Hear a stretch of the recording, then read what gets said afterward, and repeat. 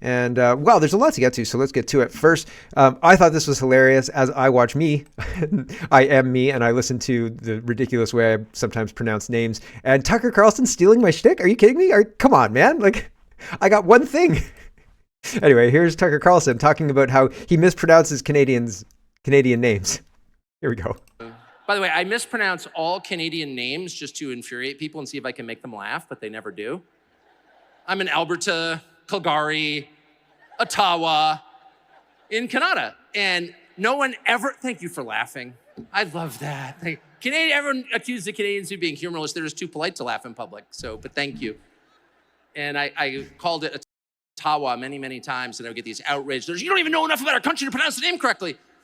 And of course, it was intentional until I received a very sincere email from an Ojibwa First Nations leader who said, actually, it's called Ottawa.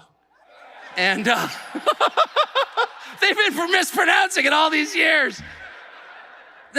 There you go. So, former host of Crossfires in Canada, making fun of us, and we're laughing along with it. And see, I don't mispronounce Canadian names most of the time. I mean, I have mispronounced my fair share of towns' names wrong. Coquitlam. Fingers crossed. But, right? I think I got it. I think I nailed it that time. But there are towns and other things that I've mispronounced completely unaware and done it for years. And then either somebody's told me or I've realized that it was wrong. And Erdogan, right? Like, oh man. But still, right? It's funny. It's still funny. And I don't mean to. And I thought Tucker doing this on purpose was kind of funny. Okay, let's get into it. First, we have to talk about electoral reform. And then we're going to talk about the Emergency Act and the new convoys that are rolling. All of this is really important. It's hard to decide which one to start with, but I think the electoral reform is just a hair slightly more important at this point in time, just because it's sneaky, and Jagmeet Singh and Justin Trudeau need to have light shined on their sneakiness. Anti-Taxer says the two political parties that collaborated to unjustifiably invoke the Emergencies Act, freeze bank accounts, and then form a coalition government together are now quietly scheming to change how Canadian elections are run. Just what the heck is going on here? Yeah. Yes, it's a problem. Freedom Honey says, the fix is in, ladies and gents, and highlighting this part, the two parties have quietly been in talks to table electoral reform legislation before the next federal vote. So, if we can just slide this in, we can, massage those results as they come in, as they say. And specifically, this is from the CTV article here. Okay, so this is just the CTV article linked on X. Specifically, the Liberals and New Democrats agree to explore allowing an expanded 3-day voting period during the general elections, allowing voters to cast their ballots at any polling place within their riding, and improving the mail-in ballot process with both accessibility and maintaining integrity in mind. So we had 200,000 ballots that could have changed the outcome of the election, not counted last election. And oh shucks, sorry about that. Gosh darn it, I can't believe that happened. I mean, we won't fix it.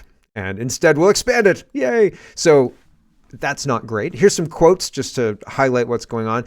I think if you look at those items, those are all things that will require some kind of legislative change. Blakey said, adding that working expectation is that the trio of reforms would be contained in one bill that could be passed in time for the next election. I think people on both sides are keen to try and hammer out those final details and have a product would be a bill that can be tabled in the House of Commons. I'm optimistic that we can have a bill that certainly includes ways of implementing what was in the deal, Blakey said. So what remains to be revealed if and when the legislation comes to fruition is how far the two parties agree to go, whether directly advancing voting accessibility reforms or enacting some sort of process to further study expanded voting access. So yeah, I mean, the whole thing stinks to high heaven if you ask me. Here's Trudeau talking about electoral reform in 2015.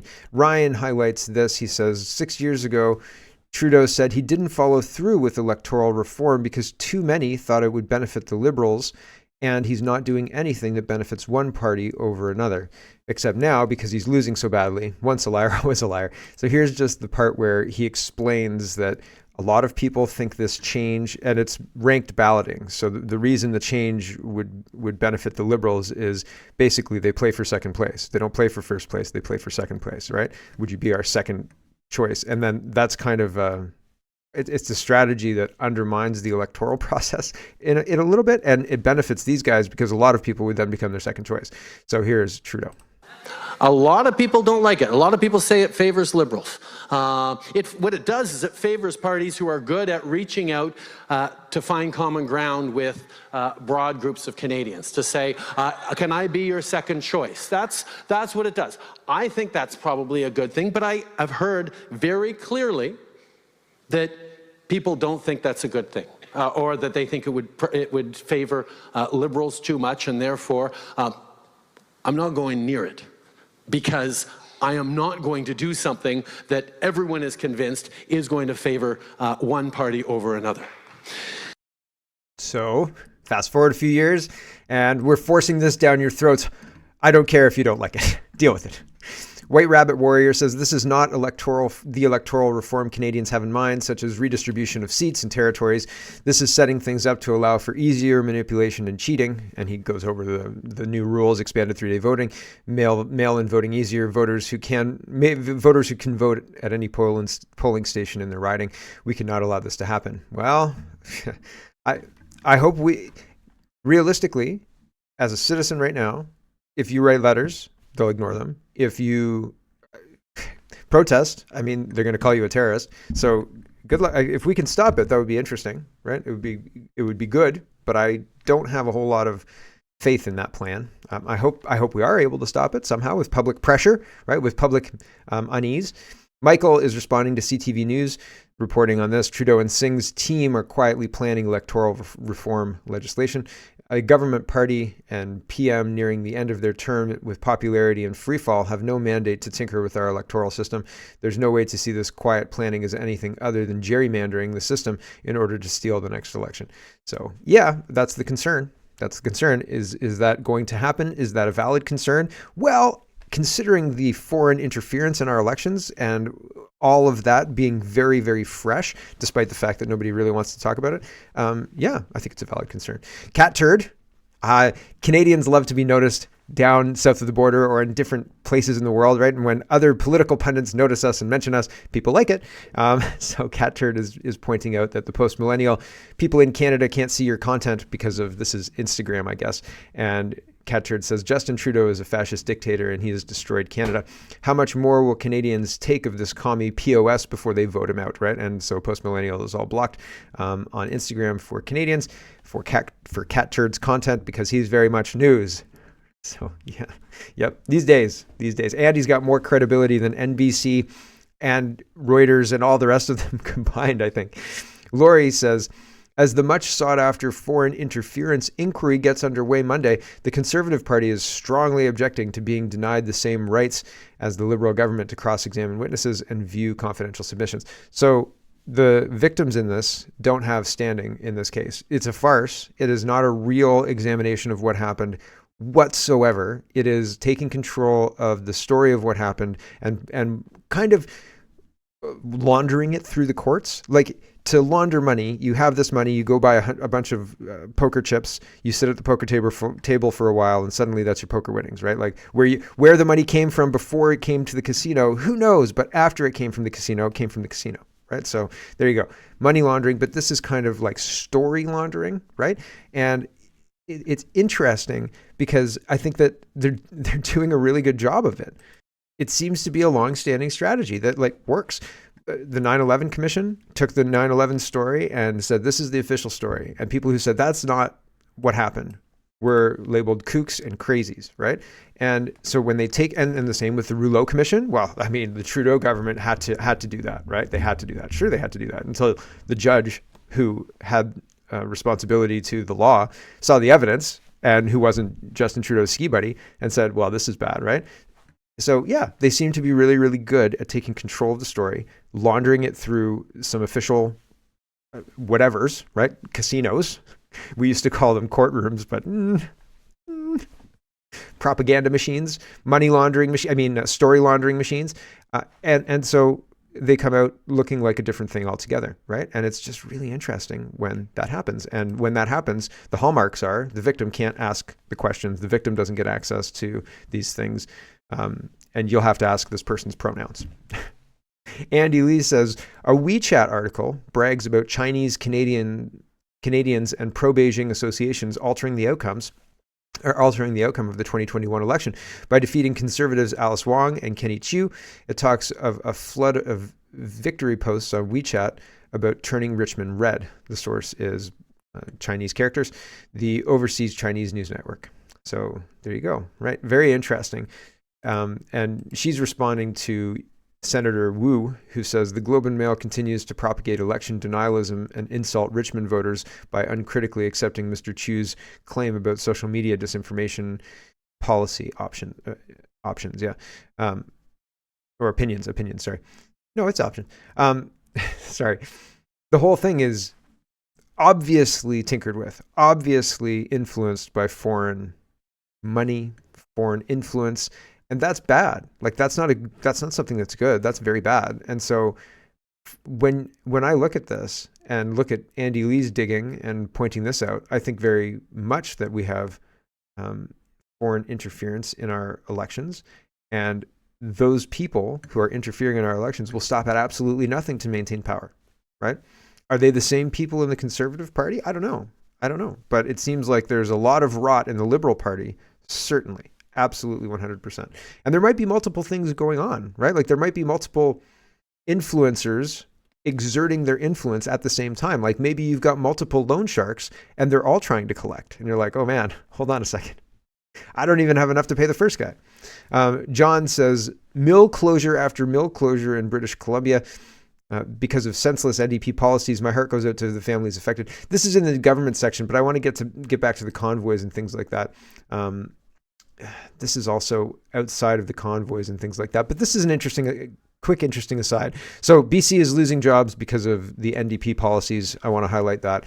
And this is interesting. In Canada, we are executing people with MAID, even prisoners. Okay, so Canada.ca has a whole policy posted about how many prisoners are accessing government-assisted murder. Okay, and that's interesting. In 2012, I think it was probably 2012. Maybe it was before 2012. 2012 or 13, maybe 10. In that time period, the United States used to kill people with a cocktail of drugs, and it would be a 3-phase. There'd be like there's 3 phases of the injection, I think. And the people who made that stopped giving it to them because they ideologically disagreed with killing people for crimes, I guess. They didn't want the death sentence to be used in the United States. And they said, you're not using our product to do that. And so the United States has gone ahead and started killing people with nitrogen oxide, I guess. And it sounds horrific. This is kind of viewer discretion advised here. It's kind of horrific.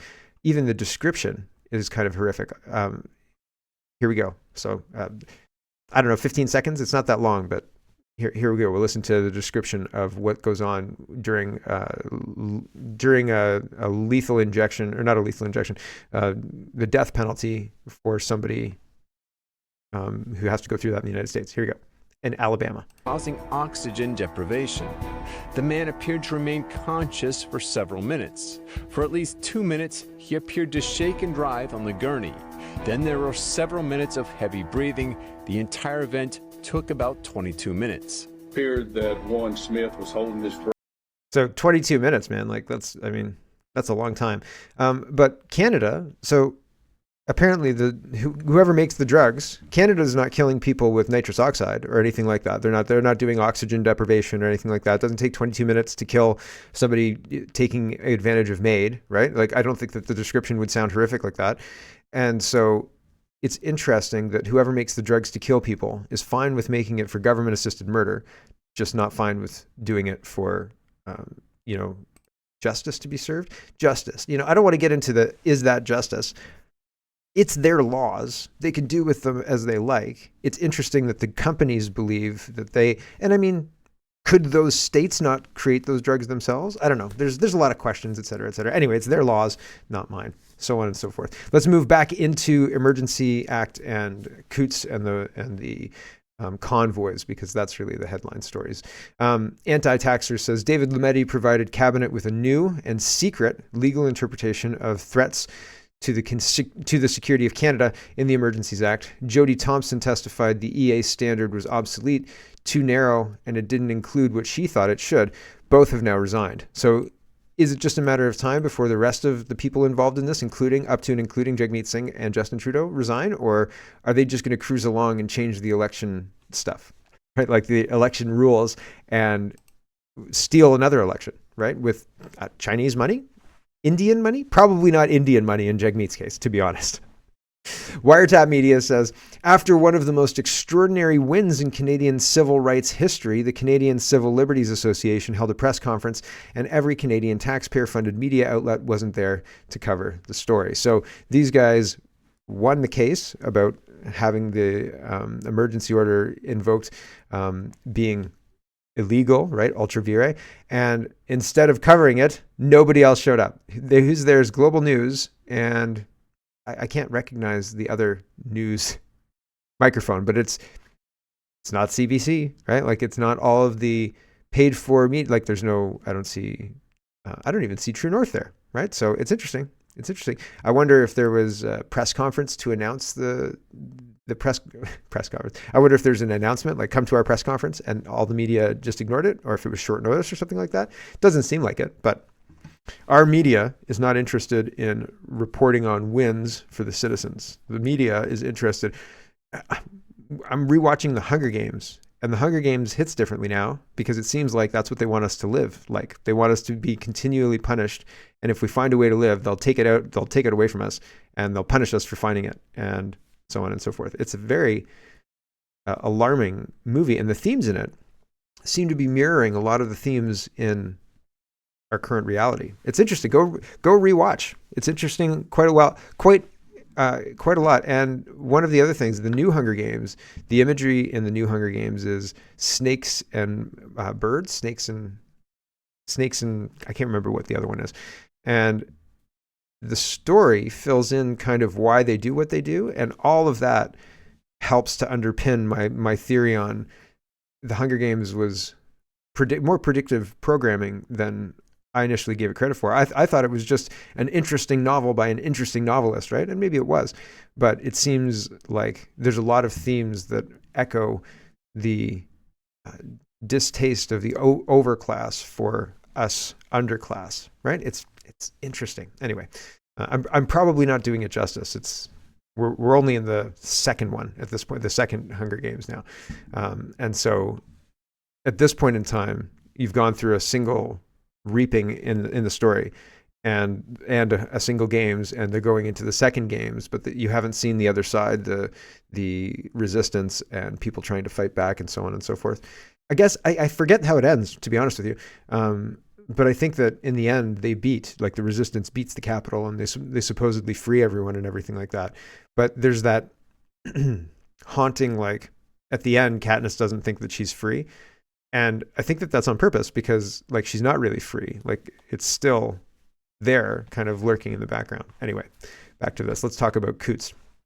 Amazing Zoltan says, these scenes from Coots are absolutely amazing. I love Canadians. And so here is what's going on in Coots yesterday. Low rider, flies a little slower.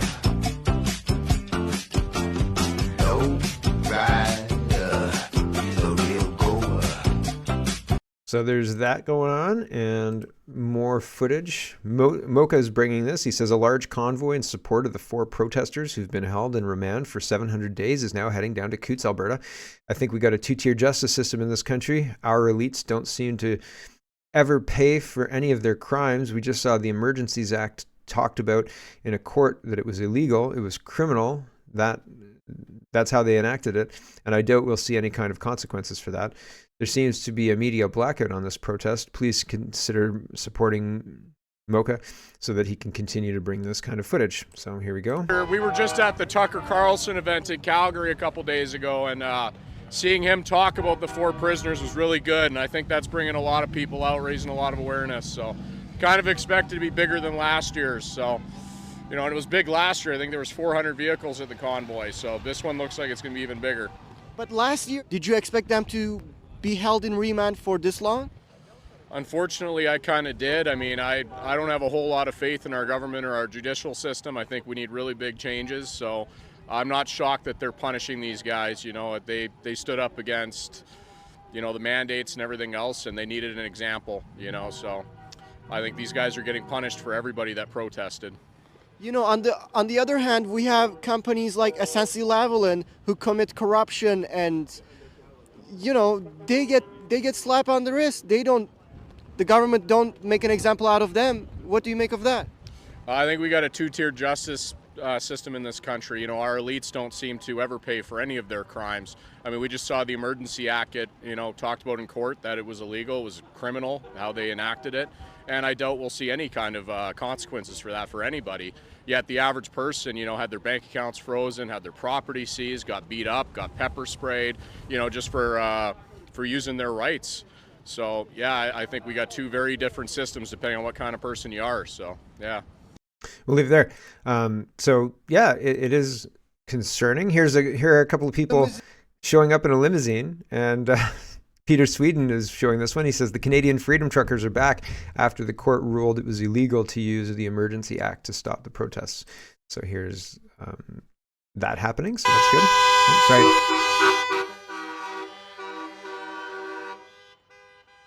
Good morning. I see you guys are in a limousine. Damn right. We're in style, buddy. I just hope that we don't have to put up with a helicopter for $700 an hour. And them goddamn police stay home. Join us, man. These boys are still in jail, and we need to support them and get them out. They have been in remand for more than 700 days now. Unbelievable, eh? And treated like dogs. It's brutal. No trial, no nothing. Do you have a message to any politicians? Yeah.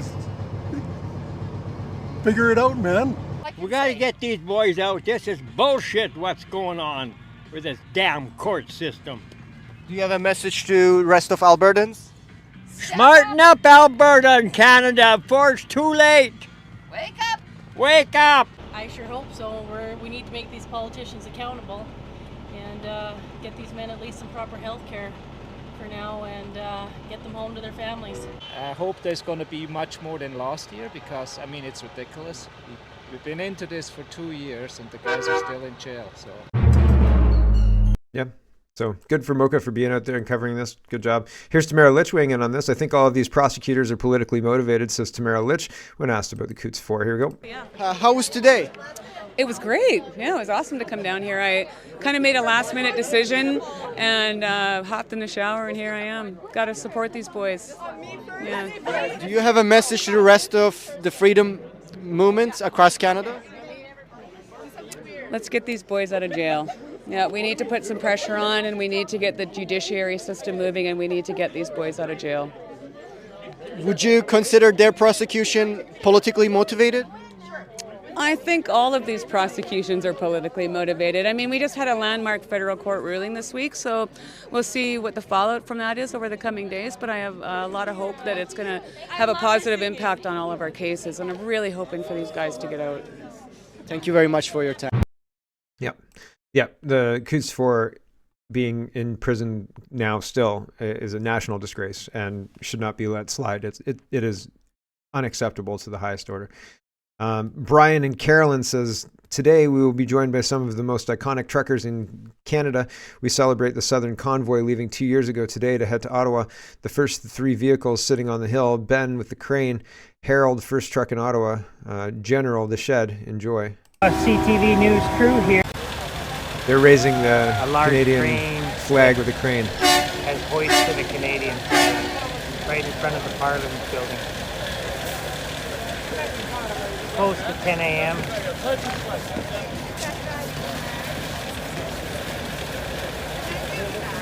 Many people are arriving now. 24 below. It's at 24 below. That's pretty cold. So big flag, big protest. Here's Daisy Media covering this a little bit later, and it seems that the police are handing out tickets. Stacy says, an unhinged man on a bicycle shoved me and threatened to kill me in front of multiple Ottawa police officers. One of the officers that witnessed this threatened to knock the phone out of my hand. The police refused to act. Even after witnessing multiple assaults, the police would not take statements. They eventually did come back, but it was with bylaw to steal protest signs. The video will be coming. So here's the ticketing. In Daisy again says, ticketing time in Ottawa. A wild scene ensues as Ottawa bylaw officers decide to ticket protesters celebrating the second anniversary of the Freedom Convoy's arrival in Ottawa. These bylaws and Ottawa police officers failed to keep the peace earlier today and are certainly not trying to protect us. The selective use of bylaws with assistance of multiple police officers is putting everyone present in danger. This is a clear attempt to intimidate and scare peaceful protesters and keep people away from the Parliament Hill. So yeah, here's just a little bit of this. Ticket time in Ottawa. It's ticket time in Ottawa here. Juicer! On you! That's it! Marcel! Yeah, bunch of fucking little moron. Find something to do, man. Shame on you! Shame on you all, man. Aren't you fucking fed up? Oh, there you go. People are not happy. In France, they're not happy. So that's protesting in Ottawa and Canada. The truckers are back, it seems, a little bit. And I don't know for long haul, although it seems like more of a long haul is planned in Coutts. What's happening in France, however, is they are digging up the highway. They are using tractors and farm equipment to tear up a 4-lane, 3-lane highway. Like, just tearing it up. And that's not all they're doing. Liz says, if every country looked to France as an example of how to deal with government tyranny, this hell would end tomorrow. This hell would end tomorrow. But yeah, they are just absolutely tearing it up. Here we go. What it really means to live life golden. Yeah, we're golden, baby girl, we're golden. They're about to see us shine, cause we're golden. They can't ever break us down, cause we're golden. They're about to see us glow, cause we're golden. Sounds like a fight club, or not fight club. I used to play Fight Night. It sounds like a Fight Night fight song. Anti-WEF says farmers in France are spraying manure on a police car now. LOL. Mainstream media is trying to hide this. Again, take it with a grain of salt. This could be from older protests. I saw something that John Ferguson shared the other day, and it was all old clips cut together to look new. And people called him out on it. And it's one reason that I didn't use it, because I recognized a couple of the clips, and I thought that's not new. Like, it's not new, but I don't recognize this one. So if it is old, apologies. I'm not trying to show old clips as new, but I've never seen this one. And here we go.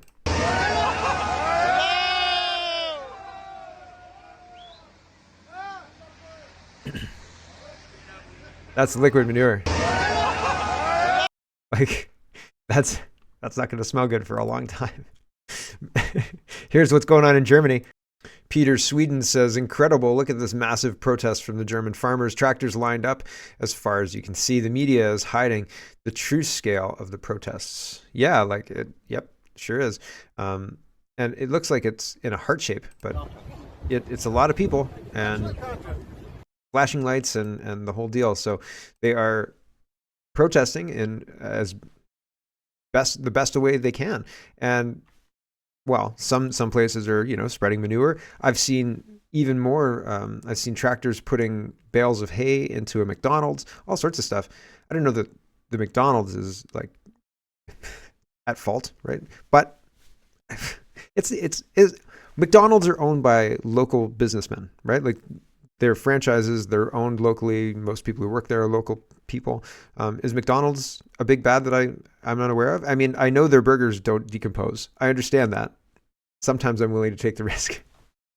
But other than that, like, are they a big bad? I know Coke's a big bad, and I know Pepsi's a big bad. I wasn't aware of McDonald's. Okay. Hello, everyone. Thanks very much for watching. This is just a short version of a longer show. If you'd like to get the whole show, you can go over to CanadaPoly.com and sign up for a subscription. Just look in the drop-down tab for Shop and Donate and look for subscriptions, and you'll get immediate access to the full show. Love to see you. Thanks for watching, everybody. Have a wonderful, wonderful